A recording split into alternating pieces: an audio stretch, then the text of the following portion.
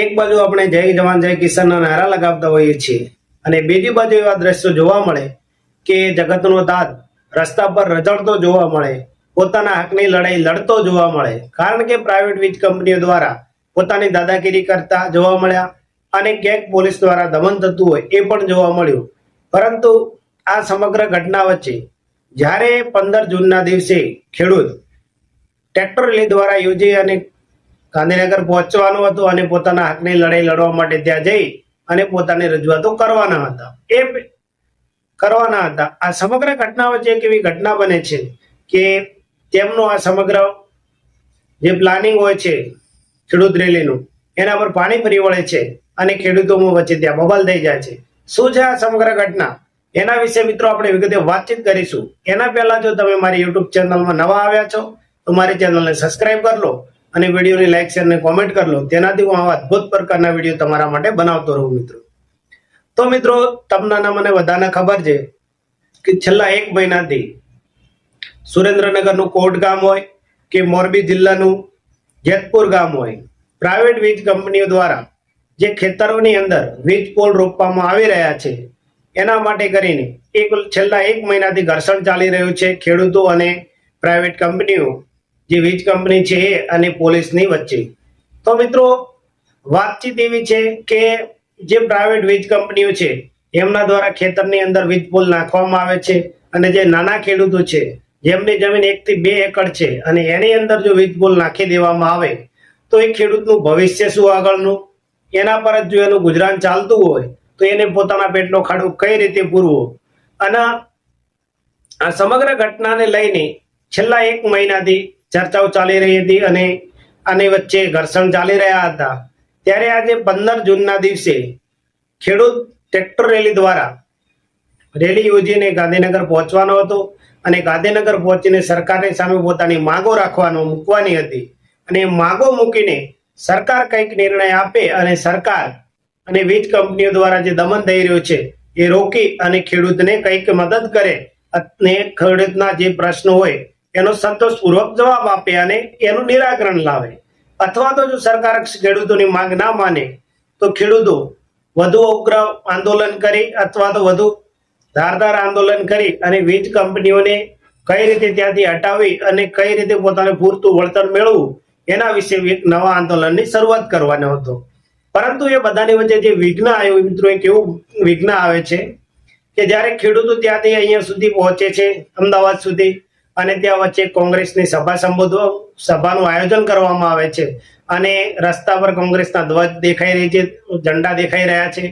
આ સમગ્ર ઘટના વચ્ચે જ્યારે બને છે અને ત્યાં કોંગ્રેસની સભા યોજવાનું આયોજન થાય છે ત્યારે મોરબીના જ આમ આદમી પાર્ટીના નેતા પંકજભાઈ કરીને હોય છે તે એક વિડીયો દ્વારા રોષ ઠાલવે છે અને ખેડૂતોને આક્રોશ પણ તેઓ વિડીયોની અંદર બતાવી રહ્યા છે કે જ્યારે કોંગ્રેસ પોતાના રોટલા શેકવાનું ચાલુ કરી દીધું છે, આ એક ખેડૂત આંદોલન છે, આ નથી કોઈ કોંગ્રેસ કે કોઈ ભાજપ કે નથી કોઈ આમ આદમી પાર્ટીનું, અહીંયા માત્ર ને માત્ર ખેડૂતના હક માટેની લડાઈ લડવા માટે આવ્યા હતા આપણે, પણ અહીંયા કોંગ્રેસે પોતાના રોટલા શેકવાનું કાર્ય ચાલુ કરી દીધું છે અને ઓગણની અંદર એક મીટિંગ નું આયોજન કરવામાં આવે છે અને ત્યાં કોંગ્રેસના પોસ્ટર હોય છે એ બધા ફાડી નાખવામાં આવે છે અને ત્યાંથી આના 2 જૂથ અલગ 2 વિભાગ પડી જાય છે।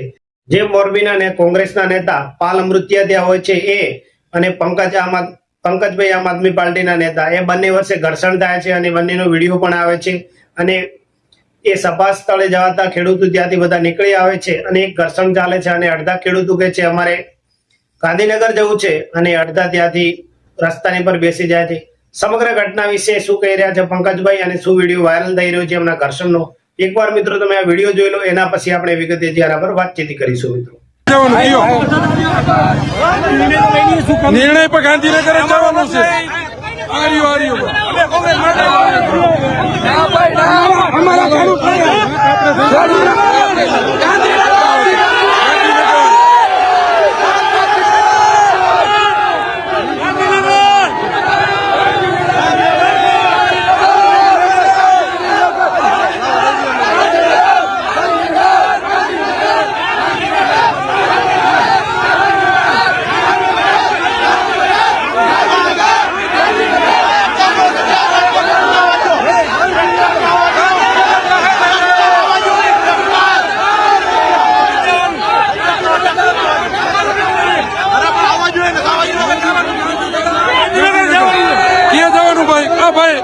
ક્યાં જવાનું આપણે?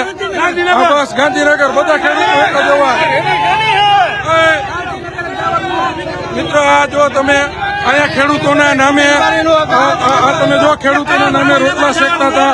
કોંગ્રેસ વાળા ખેડૂતના નામે લોકોને ભેગા કર્યા, પછી આ રીતના અડધા રસ્તેથી એની રેલીમાં નાખી દઈએ. તમે જો આ રીતના જો આ કોંગ્રેસના બેનર હેઠળ બધાને વારી દીધા. જો આપણે ગાંધીનગર જવાની વાત હતી, ખેડૂતના દીકરાને ગાંધીનગર લઈ જવાના હતા અને કોંગ્રેસની સભામાં ગાલી દે છે. આ કોંગ્રેસના ઝંડા મારેલા, આખા રોડ ઉપર કોંગ્રેસના ઝંડા મારી દીધા. અત્યારે ગાંધીનગર જવા માટેની મિત્રો વાત કરેલી હતી. બધા ખેડૂત નાત જાત ભૂલી, પક્ષપાત ભૂલી અને તમામ લોકો ભેગા થયા હતા. તમામ પાર્ટીના લોકો ભેગા થયા હતા. હું એક રાષ્ટ્રીય પાર્ટીનો આગેવાન ખેડૂતના દીકરાના નાતે સાથ સહકાર દેવા આવ્યો. અત્યારે ખેડૂતોને સવારથી કોઈ લોકેશન નહોતા દેતા.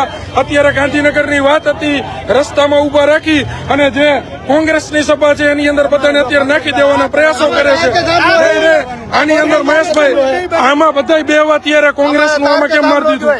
આ અત્યારે કોંગ્રેસના ઝંડા રહ્યા તમે જોઈ લ્યો. આમાં તાર ને થાંભલાની વાત નથી. અમારી જોઈ બે જ વસ્તુ કા તાર કા થાંભલો આંફડા છે કે દોડા સવારના ગાંઠ ભરે 4 વાગ્યાના. ના આ નો હાલે, આ નો હાલે, આ નો હાલે. ના એવું નથી ભાઈ. આપણી માગણી ગાંધીનગરની હતી, ગાંધીનગરની. ખોટું નથી. ઊંધા રસ્તે ચડે આ નથી ચડ્યા, આ નથી ચડ્યા. કોંગ્રેસે નથી ચડાવ્યા, કોંગ્રેસે નથી ચડાવ્યા. પણ એમને કોંગ્રેસે નથી ચડાવ્યા. આ બોર્ડ શેના માર્યા? આ બોર્ડ શેના માર્યા? આ શેના બોર્ડ માર્યા? જો પણ એવું નથી કોંગ્રેસના. આ એમ ખેડૂતના પંજા શું કામ મારવા જોઈએ? નહીં તો કોંગ્રેસના બેનર કટાવી નાખો. ખેડૂત બેહવા તૈયાર છે. કોંગ્રેસના બેનર કટાવી નાખો. ખેડૂત બેહવા તૈયાર છે. આ કોંગ્રેસની સભામાં તાલી ઉપાડવા થોડા કઈ હોય? આ રહ્યું કોંગ્રેસના, આ રહ્યા કોંગ્રેસના લોકો, આ રહ્યા સભા. આ જોવા, આ જોવા. આ ખેડૂતનો દીકરો, આ જોઈ લ્યો, આ જોઈ લ્યો. આ તમે તાલી ઉપાડવા બે બોલાવ્યા. ખેડૂતના દીકરાના નાતે તાલી ઉપાડવી. આ રહ્યું જોઈ લ્યો, આ જોઈ લ્યો. ઓલી બાજુ જોઈ લ્યો. આ ઝંડો જોઈ લ્યો. આખા રોડ ઉપરના ઝંડા જોઈ લ્યો. હવે છોકરાઓ નથી સમજે એમ. જો અત્યારે ખેડૂતોને ગેરમાર્ગે દોરી અને જે પ્રયાસો કરવાની વાત હતી, અત્યારે જો ખેડૂતોના ગેરમાર્ગે દોરીને જે પ્રયાસો થતા હતા, બરાબર. આ જો અત્યારે સમજો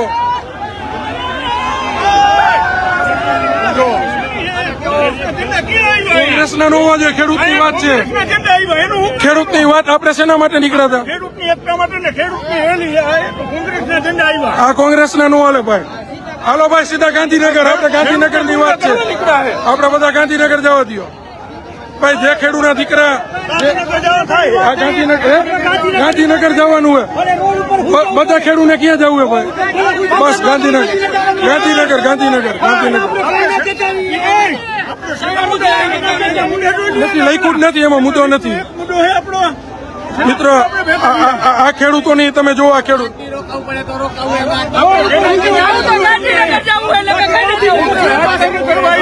જો મિત્રો. હાલો આપણે ગાંધીનગર જવાની વાત છે.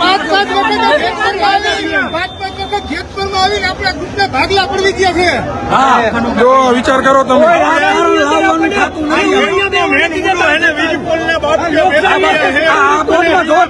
કોંગ્રેસના લાગત કોંગ્રેસના ઝંડા મારી દીધા. તમે જુઓ, તમને બતાવી. આ જો આયા સુધી ભાઈ સાઈડમાં લઈ લો, બધા સાઈડમાં લઈ લો.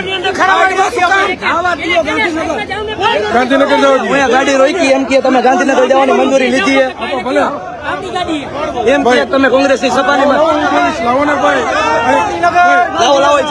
લાવો તું રાખજો.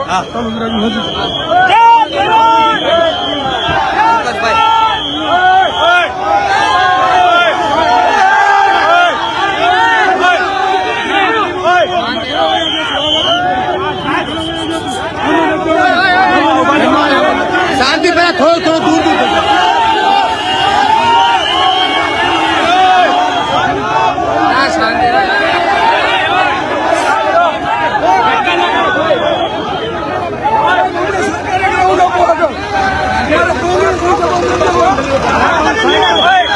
કોંગ્રેસની સભામાં લઈ જવાનું. ગાંધીનગર, ગાંધીનગર, ગાંધીનગર.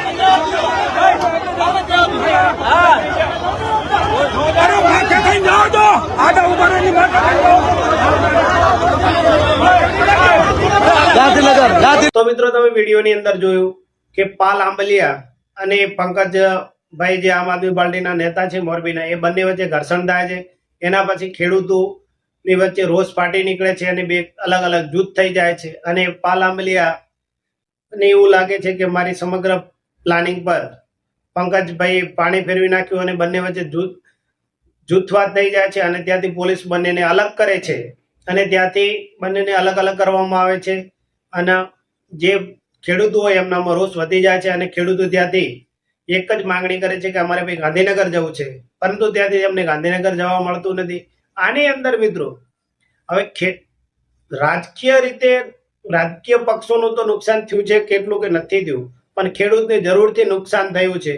કારણ કે ખેડૂત જે ગાંધીનગર પહોંચીને પોતાની માગો સરકાર સમક્ષ રાખવાનો હતો અને સરકારની સમક્ષ માગો ના સરકાર પૂર્ણ કરે તો એક બીજું આંદોલન ઉગ્ર રીતે સરકારને કઈ રીતે મનાવવી, પોતાની માગો કઈ રીતે સરકાર સમક્ષ આ બધું કાર્ય અને કઈ રીતે વીજ કંપનીઓને ઝુકાવી, પ્રાઇવેટ કંપનીઓ જે દમનગીરી કરી રહી છે બધી, એ સંપૂર્ણ વસ્તુ પર આજે જે ચર્ચા વિચારણા કરવા માટે ગાંધીનગર જવાનો હતો આજે ટ્રેક્ટર રેલી દ્વારા ખેડૂત, એને આજે આ બંને પક્ષો આમ આદમી પાર્ટી હોય કે કોંગ્રેસ એમના થકી ત્યાં સુધી પહોંચવા મળ્યું નથી.